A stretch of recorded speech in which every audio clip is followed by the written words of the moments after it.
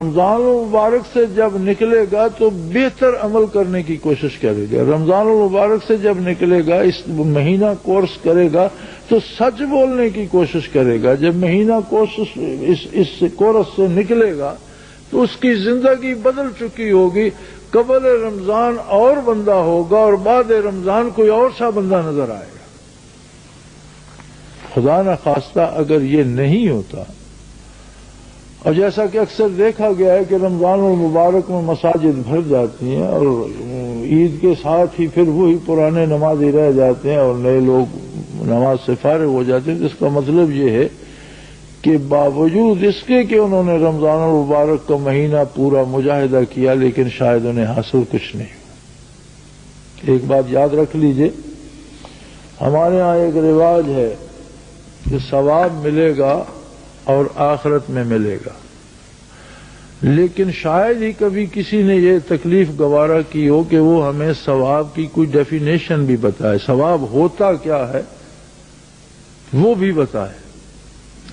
قرآن حکیم میں لفظ ثواب بدلے کے لیے استعمال ہوا ہے کہ بدلے میں جو کچھ ملتا ہے، اور صرف نیکوں کے لیے استعمال نہیں ہوا، کافروں اور بدکاروں کے لیے بھی استعمال ہوا ہے. حل ثوب الکفار، کافروں کو اور کیا بدلہ ملے گا؟ ما کانوا یفعلون، وہی ملے گا جو ان کا کردار ہے.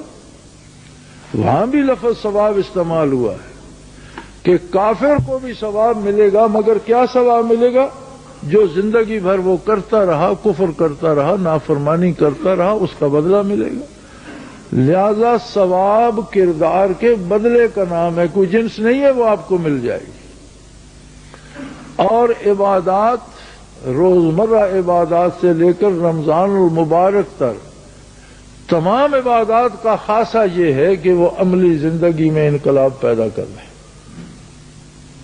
ان الصلاۃ تنہی عن الفحشاء والمنکر، عبادت کا ثواب کیا ہے، عبادت کا بدلہ کیا ہے؟ وہ برائی سے اور بے حیائی سے روک دے.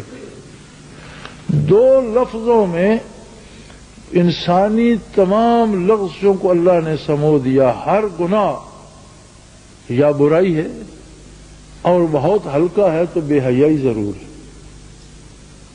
تو فرمایا عبادت کا ثواب یہ ہے، ان الصلاۃ، یقیناً عبادت، تنہی عن الفحشاء والمنکر، روک دیتی ہے بے حیائی سے اور برائی سے. اب ہم ایک مشروب پیتے ہیں اور پیاس نہیں بجھتی.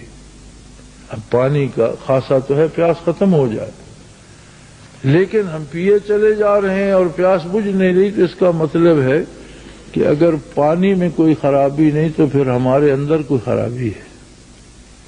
ایک مرض ہو جاتا ہے، اسے کہتے ہیں استسقاء.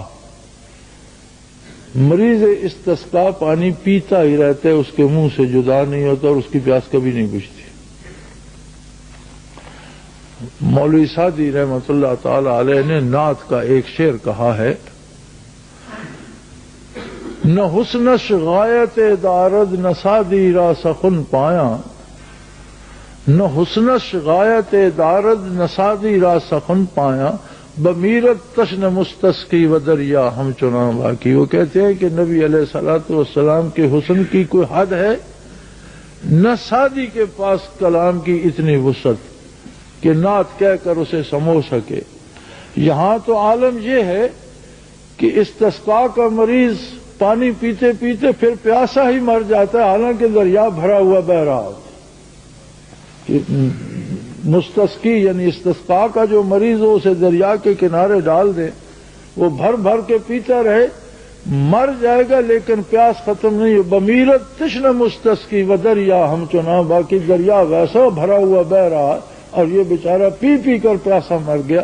نبی علیہ السلام کی تعریف کرنے والا کرتے کرتے تھک کر اس کی عمر ختم ہو جائے گی اور آپ کے حسن کا احاطہ نہیں کر سکے. تو اگر پانی سے پیاس نہیں بجھتی تو پھر ہمیں سوچنا یہ ہوگا کہ ہمارے اندر کوئی مرض ہے، اس کا علاج ہونا چاہیے.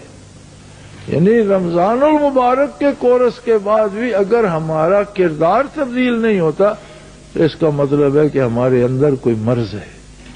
کیونکہ رمضان المبارک میں تو نور موجود ہے، اور اس کا پہلا عشرہ ہی اتنا مبارک ہے، عبادات کے درجے بڑھا دیے گئے، شیاطین قید کر دیے گئے، توبہ کی قبولیت کے دروازے کھل گئے، اور اللہ